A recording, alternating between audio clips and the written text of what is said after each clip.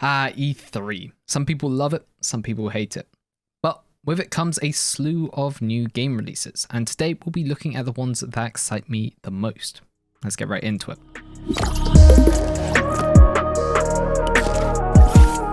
There were loads of games shown at E3, but here are the ones that interested me the most in regards to FPS games. I will only be talking about game releases and not updated roadmap/extra content, such as EFT's announcement of Streets of Tarkov and Chivalry 2's future plans and stuff.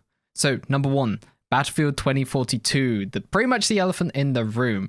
And after the initial hype building trailer and the initial gameplay they've shown, it looks fucking amazing. I am very cautiously excited for it.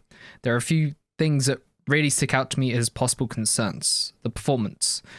128 players, that could be something. Considering the performance of Battlefield 5 was janky at best, I'm definitely concerned for the performance, but with the amount of teams and dedicated people working on the project, I hope that they've got optimization and performance to a T for release. Along with that, servers. EA are hit and miss with servers, so that could also be something that we're going to have to deal with, especially on release. And then finally, the thing that I took away from that was the weather effects being a gimmick. Much as Siege of Shanghai, it didn't wear off, but it became more of just a normal thing to expect. I'm just really hoping for these weather effects don't become a gimmick that we're just like, oh shit, here we go again moment. But outside of that, 2042 looks like a great return to form for Battlefield, going back to the modern era, well, slightly future era, giant scale combat, absolutely just packed full of these only in Battlefield moments, and I'm so hopeful that this is going to be a good Battlefield release. Now onto a game that I didn't think I was interested in, Halo Infinite. This was definitely a dark horse for me, as I've never played the Halo series, as being a PlayStation kid growing up and then moving over to PC afterwards. But hearing about the free-to-play multiplayer, the fact that they're supporting it for years to come, and the fact that it's a game that supports both casual and competitive game modes is really exciting me, to the point that I've even picked up the Master Chief Collection and I've been playing that for the past week religiously and absolutely loving my time on the game. So if Infinite's multiplayer is done right, I'm very excited, because this will be the standard for free-to-play shooters in the future, up there with CSGO, Valorant, Apex, and all the other BR games that are also there.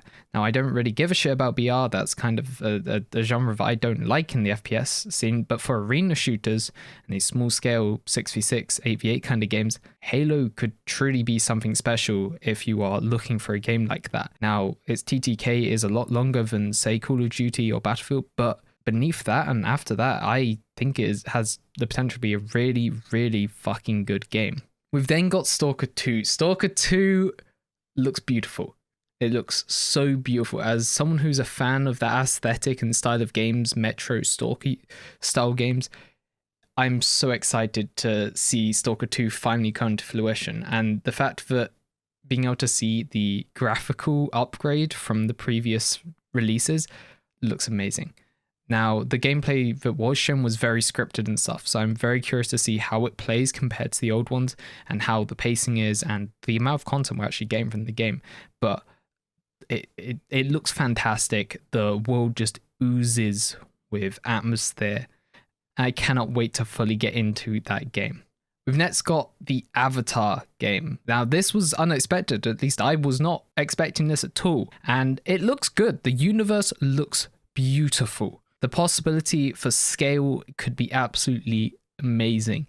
But my biggest concern right now is it's being published by Ubisoft, who have a bit of a weird track record, especially when it comes to releasing unique games, should I say. Because from a few shots that were in first person, that very quickly could turn this game into just a Far Cry Avatar reskin.